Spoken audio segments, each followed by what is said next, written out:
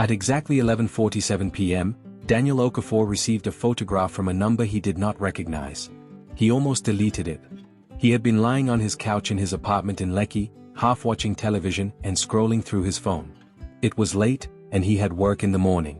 The message came without a name. No greeting. No explanation. Just a photograph. Daniel tapped it.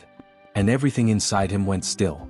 The picture showed a young African man standing outside an expensive restaurant. The man was smiling at the camera. Daniel stared. Then he sat upright. His television continued playing in the background, but he could no longer hear it. The man's face was his face. Not similar. Not close. His face. The same dark eyes. The same broad nose. The same slightly crooked smile. The same jawline. Even the small scar above his left eyebrow was there. Daniel instinctively touched his own eyebrow. His fingers found the scar. He looked at the photograph again. His heart began beating faster. Then another message appeared. I don't know who you are, but you need to meet me. Daniel stared at the screen. His first thought was that it was a scam. Maybe someone had found an old photograph of him. Maybe someone was trying to frighten him. Maybe someone had edited the picture. He typed, "Who are you?" 3 dots appeared. Disappeared. Then appeared again. Finally, the reply came. My name is David. Daniel waited. Another message appeared. And I think you're my twin brother. Daniel dropped the phone. It landed on the couch. He didn't pick it up. For almost 30 seconds, he simply stared at it. Twin brother. The words made no sense. Daniel had no brother. He had never had a brother. He had never even heard his parents mention another child. His mother had died when he was 6. His father had died 7 years later. For most of his life, Daniel had been an only child. There had never been another child in the family photographs. Never another name on the family documents. Never another birthday. Never another story. He slowly picked up the phone. The photograph was still there. Daniel zoomed in. The stranger's face became clearer. His own face stared back at him. Then something caught his attention. A silver bracelet. The man was wearing a thin silver bracelet around his right wrist. Daniel looked down at his own wrist. He was wearing the same bracelet. His mother had given it to him when he was a baby. At least, that was what his father had always told him. Daniel's hands began shaking. He typed, "Where did you get that bracelet?" The reply came almost immediately. "My mother gave it to me." Daniel's breathing stopped. He typed, "What was your mother's name?" This time, the reply took longer. "Margaret." Daniel frowned. He had never heard the name. Then another message appeared. "Why?" Daniel stared at the screen. His fingers hovered over the keyboard. Finally, he typed, "My mother's name was Grace." There was a pause. Then David sent another message. "That's the name on my birth records." Daniel's stomach dropped. He called. The phone rang once. Twice. 3 times. A man's voice answered. "Hello?" Daniel couldn't speak. "Hello? Who are you?" The stranger breathed quietly on the other end. "I told you. My name is David." "No. I mean, who are you?" A pause. Then David said, "I don't know." Daniel closed his eyes. "What does that mean?" "It means I spent 28 years believing I knew who I was." David's voice cracked. "And today I discovered I might not." Daniel sat down. "Tell me everything." "I can't explain it over the phone." "Then explain something." "What?" "How do you have my mother's name on your birth records?" David was silent. Then he said, "Because I think she was my mother too." Daniel's heart pounded. David continued, "I was born on August 17, 1998. Daniel slowly looked toward the wall. His eyes moved to the framed photograph hanging there. A picture of himself as a baby. Underneath it was a small plaque. Born August 17, 1998. Daniel whispered, "That's my birthday." "I know." "And the hospital?" "Mercy Heights Hospital." Daniel looked at the photograph again. "That's where I was born." Neither man spoke. Finally David said, "Daniel, I don't know what happened. But if the documents are real." His voice trembled. "Then somewhere in this city is a man who spent 28 years believing he was an only child." Daniel looked at the photograph. "No." David was silent. Daniel swallowed. "Somewhere in this city is a man who spent 28 years not knowing he had a brother." Daniel did not sleep that night. He sat on his couch until morning. He looked through old photographs. His mother holding him. His father holding him. His first birthday. His first day at school. Christmas. Family vacations. Everything showed the same thing. Daniel. Only Daniel. At 5:16 a.m., he opened an old box that belonged to his father. Inside were bank documents, receipts, photographs, and several folded papers. Daniel had never gone through most of them. He found his birth certificate. He opened it. His name was there. Daniel Chukwemeka Okafor. Born August 17, 1998. Mother, Grace Okafor. Father, Michael Okafor. He stared at it. Then he opened the photograph David had sent again. Same birthday. Same hospital. Same parents. Daniel's hands became cold. He called David. David answered immediately. Are you awake? I haven't slept. Me neither. Where are you? Abuja. Daniel frowned. Abuja? Yes. Why did you come to Lagos? I didn't. Daniel looked at the photograph. Then why are you in Lagos? I came yesterday. Why? Because I found something. What? A photograph of 2 babies. Daniel sat forward. 2. Yes. Where? In my mother's old suitcase. Daniel's heart raced. What did it say? Nothing. Then what made you think one of them was me? David took a breath. They were wearing hospital bracelets. What names? One said Baby A. And the other? Baby B. Daniel whispered. David. Yes? I think we need to meet. I was hoping you'd say that. Where? Victoria Island. When? Now. At 8:13 a.m., Daniel entered a quiet cafe. He had barely slept. His eyes were tired. His mind was racing. He sat at a corner table. Every time the door opened, he looked up. At 8:27, the door opened again. A man walked in. Daniel froze. The stranger stopped too. For several seconds, they simply stared at each other. Then the man slowly walked toward him. He looked exactly like Daniel. David pulled out a chair. Can I sit? Daniel nodded. David Saturday. Neither spoke. The waiter approached. Good morning. They both looked at him. Can I get you something? Daniel finally said. 2 bottles of water. The waiter left. David looked at Daniel. This is insane. Daniel nodded. Very. David smiled nervously. You really look like me. Daniel laughed quietly. You really look like me. David touched his eyebrow. You have the scar. So do you. They both laughed. For a moment, the tension disappeared. Then David became serious. Show me your bracelet. Daniel lifted his wrist. David did the same. The bracelets were identical. David looked down. My mother told me this belonged to me since birth. Daniel whispered. So did my father. They stared at each other. Then David reached into his bag. He removed a folded document. I found this in my mother's suitcase. He placed it on the table. Daniel opened it. His hands began shaking. It was a copy of a hospital birth record. August 17, 1998. Mother, Grace Okafor. Father, Michael Okafor. Male twin A. Daniel looked up. David said quietly. I think you're twin A. Daniel looked at him. And you're twin B. Neither knew what to say. Then Daniel asked the question that would begin the search for the truth. If we're twins. He swallowed. Why were we separated? David had grown up in Abuja. He had always called Margaret his mother. She was the only mother he knew. She was a quiet woman who worked most of her life as a school administrator. She had raised David alone. She never spoke much about his father. Whenever he asked, she told him his father had left before he was born. David had accepted it. He had no reason not to. He had never questioned his birth. Until 3 months earlier. Margaret suffered a stroke. While helping her recover, David began cleaning her room. He found an old suitcase underneath her bed. It was locked. He eventually found the key inside an old box. The suitcase contained photographs, letters, a hospital bracelet, and the picture of the twins. At first, David thought the babies were strangers. Then he noticed one bracelet. The name was partially visible. Oka. He searched through the documents. He found his birth certificate.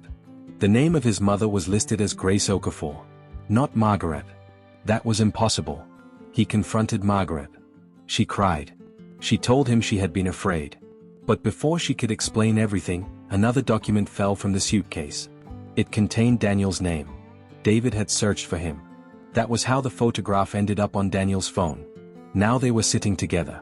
Two brothers. Two lives. One mystery.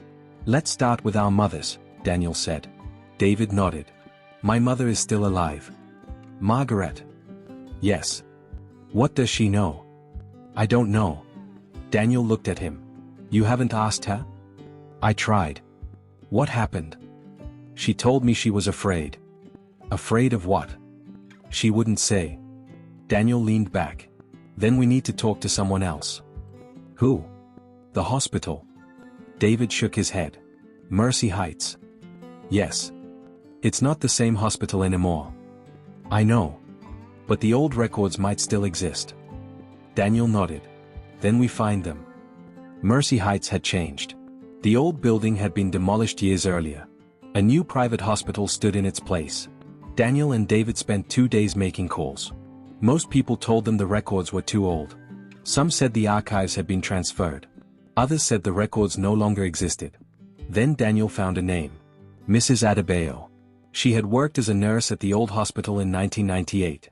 According to one former employee, she had been present on the night the twins were born. Daniel called her. She agreed to meet. But she did not sound comfortable. When they arrived at her house, she opened the door. The moment she saw both men standing together, her face changed. She stared at them.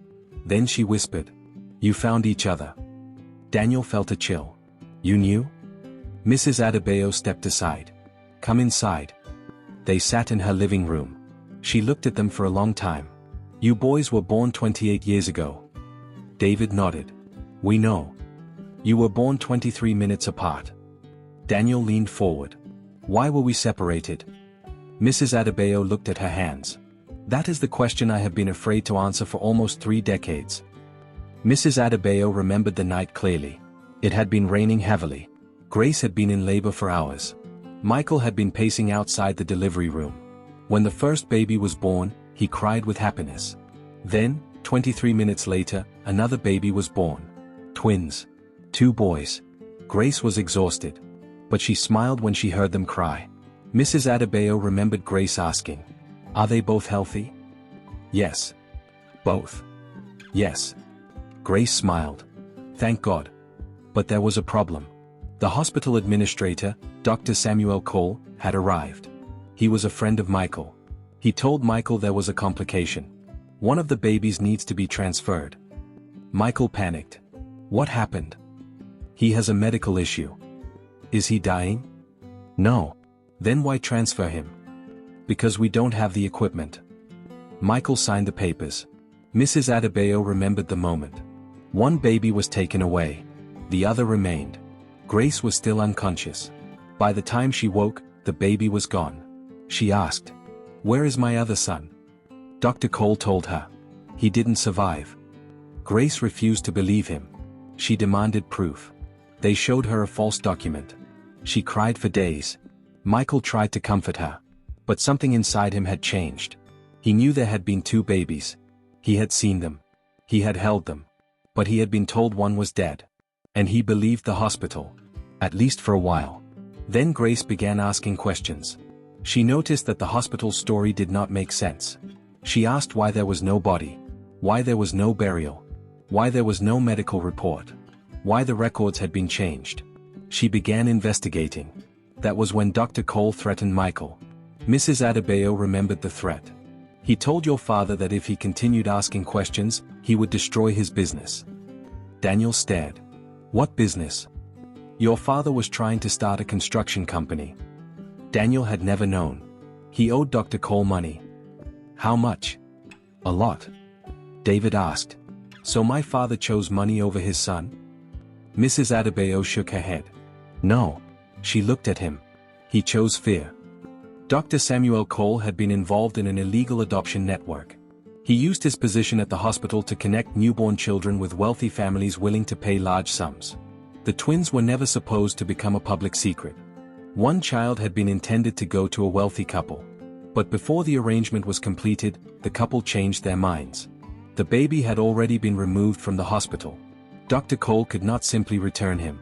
Too many people would discover what he had done. So he created another identity. That child became David. But David wasn't supposed to remain in the system.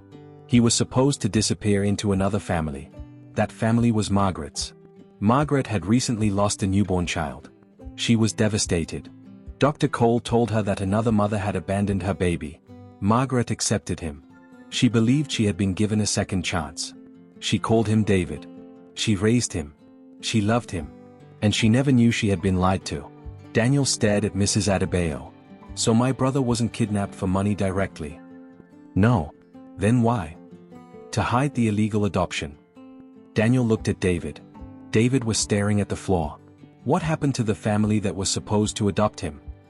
They disappeared from the records. Who were they? Mrs. Adebayo shook her head. I never knew. Daniel sighed. Then why did Dr. Cole keep the secret for so long? Because your mother kept looking. Grace? Yes. Mrs. Adebayo explained that Grace had hired an investigator. She discovered that the second baby had not died. She found evidence that he had been taken. But she never found him. Then she became sick. By the time she realized how serious her illness was, she had very little time left. She wrote letters. She left documents. She begged people to continue the search. But the trail disappeared. Daniel closed his eyes. My mother knew. Yes. She knew I had a brother. Yes. Why didn't she tell me? Because you were 6 when she became ill. Daniel looked at her. She was trying to protect you. From what? The truth. Daniel had always remembered his father as a strict man. Michael rarely spoke about his past. He worked hard. He provided for Daniel. But he never talked about the business he had tried to build. After his death, Daniel found only debts. He had assumed his father's business failure was caused by bad investments. Now he knew better. Daniel returned home and searched through every old document. He found an old bank statement. Then another. Then a letter. The letter was from Dr. Samuel Cole. Daniel read it slowly. It contained a threat. Stop asking questions about the child, or everything you have built will disappear. Daniel's hands shook. His father had kept this letter. He had hidden it for 28 years. Daniel found another document. A payment receipt. Money had been transferred from his father's account to a company connected to Dr. Cole. Daniel stared at the amount. It was enormous. He realized something. His father had not simply been afraid of losing his business. He had been afraid of losing Daniel. Dr. Cole had threatened to expose Michael's involvement in the illegal adoption arrangement. Michael knew that if the truth became public, Daniel could be taken away too. So he stayed silent. He carried the secret until his death. Daniel sat alone in his father's old room. For the first time, he understood the man he had spent years resenting. His father had made the wrong choice. But he had not made it because he did not care. He had made it because he was terrified. Daniel whispered, "Dad." He looked at the old photograph on the shelf. "You should have told me." David returned to Abuja. Margaret was sitting by the window when he arrived. She looked tired. David sat beside her. "Mom." She looked at him. "I know." David froze. "You know? I knew you would find out one day. Why didn't you tell me?" "I was afraid." "Of what?" "That you would stop calling me your mother." David looked away. "You aren't my biological mother." "No. But you raised me." "Yes." "You loved me." "Yes." "You still love me." Margaret began crying. More than anything. David took her hand. "Then don't be afraid." Margaret looked at him. "Do you hate me?" "No." "Do you hate Grace?" "No."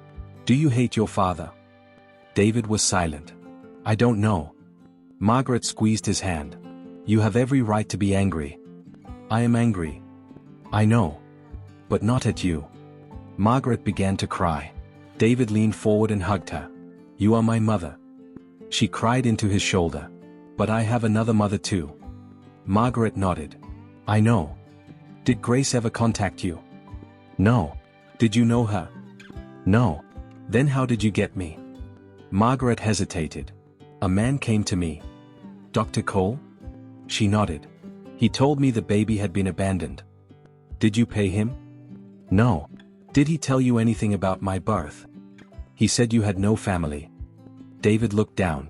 Did he give you the bracelet? Margaret nodded. Yes.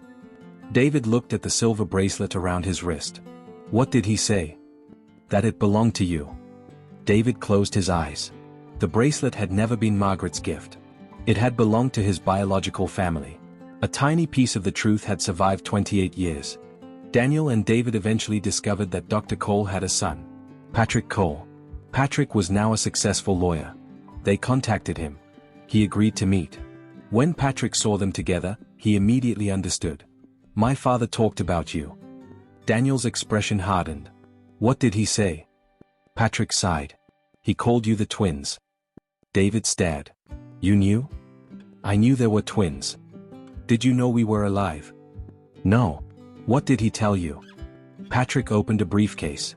I think it's time you saw this. He placed an old file on the table. Inside were documents from 1998. Payment records. Hospital records. Private correspondence. And a handwritten confession. Patrick's father had written it shortly before his death. He admitted everything. He had stolen one of the twins. He had falsified the medical records. He had lied to Grace. He had threatened Michael. He had given David to Margaret. He had hidden the truth. But there was one sentence that made Daniel stop reading. I separated the boys because I believed I could control what happened to them. Daniel looked up. That's it. Patrick nodded. He was afraid of losing everything. So he destroyed 2 families instead. Yes. David took the letter. Why did he confess? He became sick. When? Years before his death. Why didn't he come forward? Patrick looked ashamed. Because he was a coward. Daniel looked down at the papers. That was the simplest explanation. There had been no curse. No prophecy. No supernatural force. No mysterious destiny. Just a man who had made one terrible decision. Then another. Then another. Until the lie became too large to undo. Patrick gave them another document. This belonged to your mother. Daniel recognized the handwriting immediately. Grace. His mother's letter. He unfolded it. His eyes moved slowly across the page. My son. If you are reading this, then perhaps the truth has finally found its way to you. Daniel's throat tightened. He continued. You were never an only child. David leaned closer. Daniel read aloud. You had a brother. His name may not be the name I gave him. I don't know what name he was given. But I know he is alive. Daniel stopped. Tears filled his eyes. David reached for the letter. Daniel handed it to him. David read silently. Then he began crying. The letter continued. I searched for him. I failed to find him. But I never stopped loving him. If you ever meet him, do not blame him for the years you lost. He did not choose to leave you. And if he has a mother who loved him, do not hate her either. She may have been deceived just as we were. You both lost something. Do not let anger make you lose the rest. At the bottom was one final sentence. Find each other. Daniel wiped his face. David whispered. She knew. Yes. She never gave up. No. David looked at him. Neither did yours. Daniel smiled sadly. Our mothers were fighting the same battle without knowing each other. The brothers decided to return to the hospital site. The old building was gone. The new hospital stood there now. But behind it was an old courtyard that had survived the redevelopment. They stood beneath a tree. Daniel looked around. Maybe this is where they brought us. David nodded. I wish I could remember. Me too. They stood quietly. Then David said, do you ever wonder what we would have been like? Daniel smiled. You mean if we had grown up together? Yes. Daniel thought about it. I think you would have annoyed me. David laughed. Definitely. I think you would have borrowed my clothes. Definitely. You would have blamed me for things. Probably. Daniel smiled. And I would have protected you. David's smile disappeared. Why? Because I'm your older brother. David laughed. By 23 minutes. That counts. No, it doesn't. It does. They laughed. For the first time, there was no sadness in it. Just 2 brothers discovering each other. Over the next few months, Daniel and David became inseparable. They discovered similarities. They both hated bitter food. They both preferred late-night conversations. They both tapped their fingers against tables when thinking. They both had the same laugh. But they were also very different. Daniel was cautious. David was adventurous. Daniel saved money. David spent too much. Daniel planned everything. David liked surprises. Sometimes they argued. Once, David borrowed Daniel's car without telling him. Daniel was furious. "You can't just take my car." David laughed. "Relax. I brought it back. You drove it to another state. I told you I was going somewhere. You said you were going out. I was out." Daniel stared at him. David laughed. "You missed me." Daniel tried not to smile. "You're impossible." David put his arm around him. "I'm your impossible twin." Daniel finally laughed. Those ordinary moments were more valuable than any inheritance. They were the years they had missed. They could not recover the birthdays. They could not recover the childhood fights. They could not recover the Christmas mornings. They could not recover the school days. But they could create new memories. And they did. There was one final question Daniel still needed answered. His father. Why had Michael never told him? Patrick had one last document. It was a letter Michael had written to Daniel. It had never been sent. Daniel opened it. "My son. I don't know if I will ever have the courage to tell you what happened. I made mistakes. The biggest was believing that silence could protect you. I thought if I kept quiet, you would grow up safely. I was wrong. Your mother never stopped looking for your brother. Neither did I." Daniel stopped reading. He looked at David. Then continued. "There were many times I wanted to tell you. But every time I looked at you, I remembered the threat. I was afraid they would take you too. I know you may hate me for this. You have the right to. But I need you to know one thing. You were never unwanted. Not for 1 second." Daniel's eyes filled with tears. The final line was simple. "I failed to bring your brother home. I hope one day you will." Daniel folded the letter. 4 years, he had believed his father had simply been secretive. Now he understood. Michael had carried guilt until the day he died. Daniel looked at David. "I wish he had told me." David nodded. "I wish mine had too." Daniel smiled sadly. "But they were both trying to protect us." "Yes. They were wrong." "Yes. But they loved us." David nodded.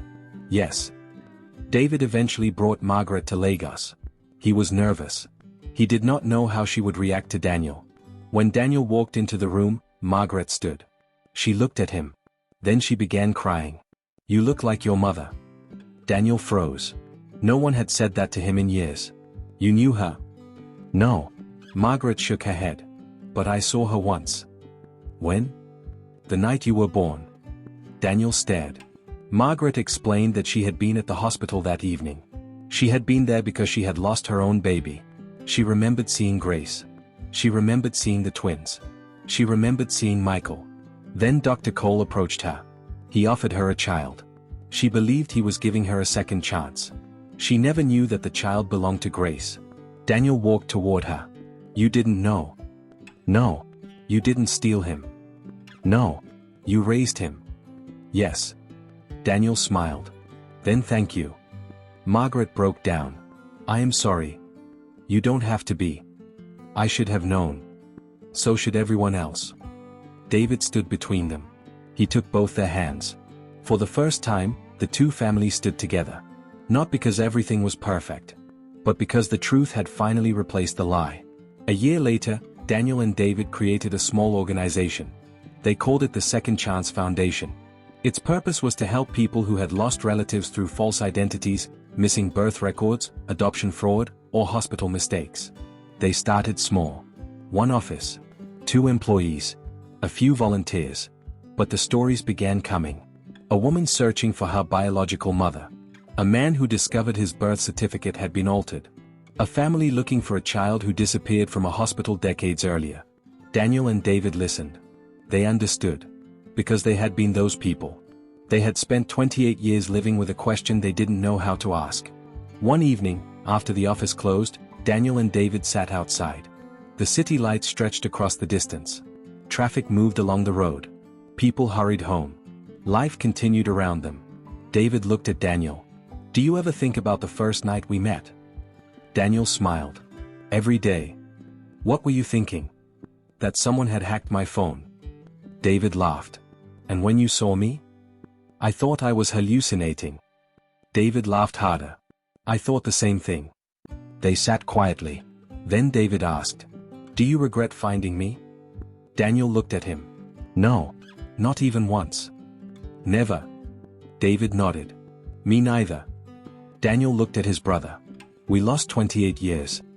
"Yes. But we have the rest." Daniel smiled. "And this time, nobody gets to take them." Daniel and David became more than brothers. They became best friends. They celebrated birthdays together. They traveled together. They argued. They made up. They attended family gatherings together. And slowly, the pain of the lost years became less sharp. Not because they forgot, but because the present became stronger than the past. One evening, they returned to the cafe where they had first met. The same corner table was still there. They sat down. David looked around. Everything looked smaller. Daniel laughed. "That's because you were dramatic." "You were dramatic." "I was shocked." "You were terrified." "So were you." David smiled. Then he reached into his pocket. He pulled out the old photograph. The picture of the two babies. He placed it on the table. Daniel looked at it. Two newborn boys. Separated before they could know each other. He touched the photograph. "That was us." David nodded. "Before they lied to everyone." Daniel smiled. "But they couldn't lie forever." David looked at him. "No." Daniel picked up his brother's hand. The silver bracelet was still around his wrist. Daniel looked at his own. The same bracelet. Two identical pieces of silver. Two identical marks. Two lives that had begun together. Two paths that had been forced apart. And finally, two brothers sitting at the same table. Together. People often asked Daniel what he felt when he first saw David. His answer was always the same. "I thought I was looking at myself." But eventually, he realized that wasn't entirely true. He wasn't looking at himself. He was looking at the person who had spent 28 years living a life he should have shared. The brother who should have been beside him when he learned to walk. The brother who should have fought with him over toys. The brother who should have sat beside him at school. The brother who should have stood beside him when their mother died. The brother who should have been there when their father died. They could never get those moments back. But they stopped trying to live in what they had lost. Instead, they built something new. Something that belonged only to them.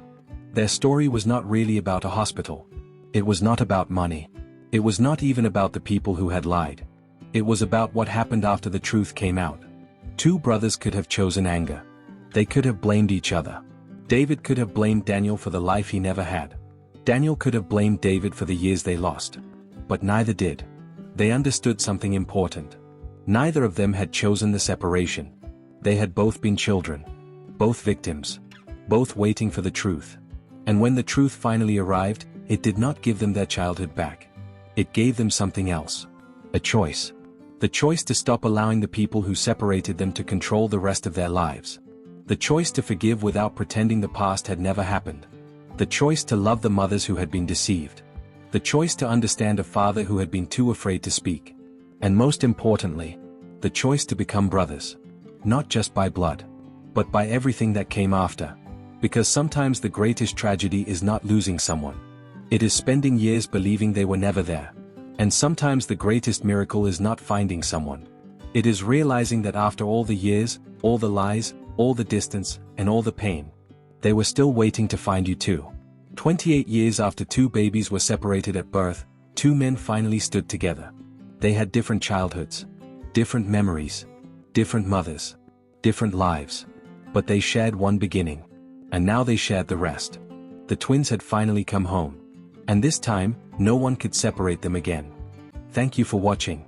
If you enjoyed this story, kindly leave a comment below sharing what you learned from it. If you'd like to see more stories like this, don't forget to subscribe to the channel and turn on notifications so you'll be the first to know whenever a new story drops.